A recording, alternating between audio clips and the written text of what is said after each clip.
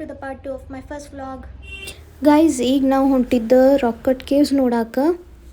ಕೇವ್ಸ್ಗೆ ಹೋಗೋ ಹಾದಿನಾಗ ನಾವು ನೋಡ್ಬೋದು ಇಲ್ಲಿ ಲೋಕಲರ್ಸ್ ಮನೆಗಳು ಅದಾವ. ಒಳಗೆ ಎಂಟರ್ ಆದ್ಮೇಲೆ ನಮ್ಗೆ ನೋಡಾಕ ಕೆಲವೊಂದಿಷ್ಟು ಮಂಗ್ಯಗಳು ಕಂಡು. ಸೊ ಮಂಗ್ಯಗಳು ನೋಡು ಬರಾಟಿನಾಗ ಟಿಕೆಟ್ ತೆಗಿಯೋದ ಮರ್ತೆ. ಟಿಕೆಟ್ ತೆಗೆದ ಪಾಳೆ ಹಚ್ಚಿದ್ವಿ. ಟಿಕೆಟ್ನ ವೆರಿಫೈ ಮಾಡಿಸ್ಕೊಂಡು ಮ್ಯಾಲೆ ಹೊಂಟ್ವಿ.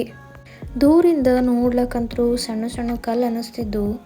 ಇಲ್ಲಿ ಬಂದು ನೋಡಿದ್ರೆ ಇದೇನು ದೊಡ್ಡ ಗುಡ್ಡನ ಅದ. ಈ ಪಿಲ್ಲರ್ ಕಾರ್ವಿಂಗ್ಸ್ ನೋಡ್ರಿ ಎಷ್ಟು ಅಕ್ಯುರೇಟ್ ಅದಾವ. ಮೂರ್ತಿಗಳು ಇನ್ನೇನು ಎದ್ದು ಬರ್ತಾವ ಅನ್ನಿಸ್ತೈತೆ ನೋಡ್ರಿ. ಇಂಥ ಕಲೆಗೆ ಯಾವ ಬೆಲೆನೂ ಕಟ್ಲಿಕ್ಕಾಗಂಗಿಲ್ಲ. ಇನ್ನು ಈಗ ನೋಡಿದ್ದ ನಾವು ಫಸ್ಟ್ ಕಾಂಪ್ಲೆಕ್ಸ್, ಇಲ್ಲಿ ಶಿವನ ಗುಡಿ ಇತ್ತು. ಇಂಥವು ಇನ್ನು 3 ಕಾಂಪ್ಲೆಕ್ಸ್ ಅದಾವ.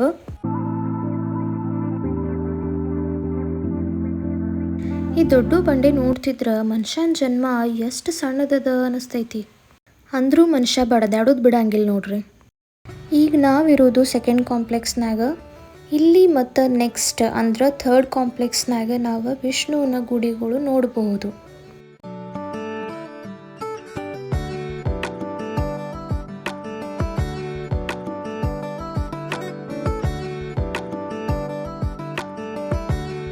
ಈ ಕಾಂಪ್ಲೆಕ್ಸಿಂದ ಎಡಕ್ಕೆ ನೋಡಿದಾಗ ನಮಗೊಂದು ಲೇಕ್ ಕಾಣಿಸ್ತದ. ಈ ಲೇಕ್ ಹೆಸರು ಅಗಸ್ತ್ಯ ಸರೋವರ ಅಂತ ಹೇಳಿ. ಇದನ್ನ ಅಗಸ್ತ್ಯ ಮುನಿಯರೇ ಸೃಷ್ಟಿ ಮಾಡಿದ್ರು ಅಂಥೇಳಿ ಪುರಾಣ ಕಥೆಗಳು ಹೇಳ್ತಾವ. ಇಂಥ ನೆಲ ಆಳಿದ ನಮ್ಮ ರಾಜ ಮಹಾರಾಜರು ಎಲ್ಲೋ ಇತಿಹಾಸದ ಪುಟಗಳದಾಗ ಕಳೆದು ಹೋಗ್ಬಿಟ್ಟಾರೇನೋ ಅನಿಸ್ತದ.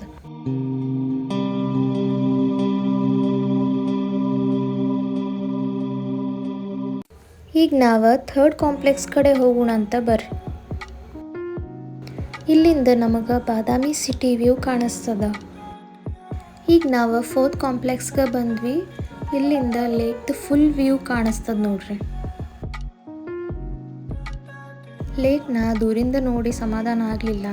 ಸೊ ಸನಿದಿಂದನೇ ಹೋಗಿ ನೋಡ್ಬೇಕು ಅಂತ ಡಿಸೈಡ್ ಮಾಡಿದೆ. ಲೇಕಿಗೆ ಹೋಗೋ ಹಾದಿ ಇದೆ ಅಂತ್ರಿ, ಬರ್ರಿ ಹೋಗೋಣ.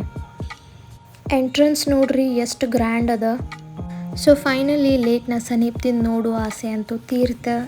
ಹೊಳಿ ದಂಡಿ ಕುಂತ್ರ ಮನಸ್ಸು ಹಗುರ ಆಗ್ತದ ಅನ್ನುವಂಥ ಮಾತು ಖರೆ ಐತೆ ನೋಡ್ರಿ. ಡಿಫ್ರೆನ್ಸ್ ಇಷ್ಟೇ, ಇದು ಹೊಳೆ ಅಲ್ಲ, ಅಂದರೂ ಮನಸ್ಸು ಹಗುರ ಆಯಿತು. ಸೊ ಗಾಯ್ಸ್, ಈ ವಿಡಿಯೋದಾಗ ಇಷ್ಟೇ. ಈ ವಿಡಿಯೋ ನಿಮಗೆ ಇಷ್ಟ ಆಗಿತ್ತು ಅಂದರೆ ಲೈಕ್ ಮಾಡಿರಿ. ಸಿಗುನಂತ ಮುಂದಿನ ವಿಡಿಯೋದಾಗ. ಅಲ್ಲಿ ತನಕ ಟೇಕ್ ಕೇರ್, ಬಾಯ್ ಬಾಯ್.